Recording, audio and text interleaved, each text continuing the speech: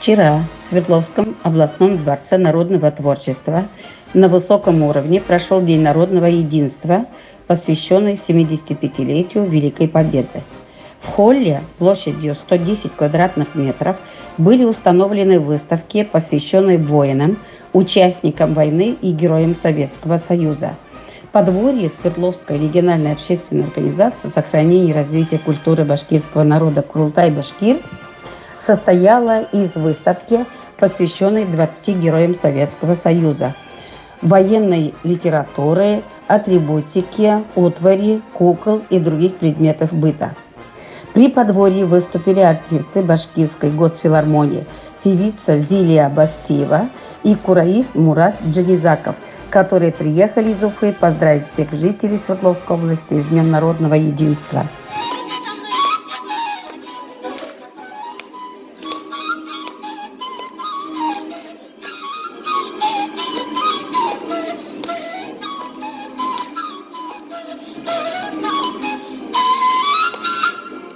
На мероприятии приняли участие молодежный Курултай-Башкир Свердловской области, Ирбитский и Кировградский Курултай-Башкир, Башкирское землячество Свердловского областного медицинского колледжа и Башкирский историко-культурный центр Свердловской области.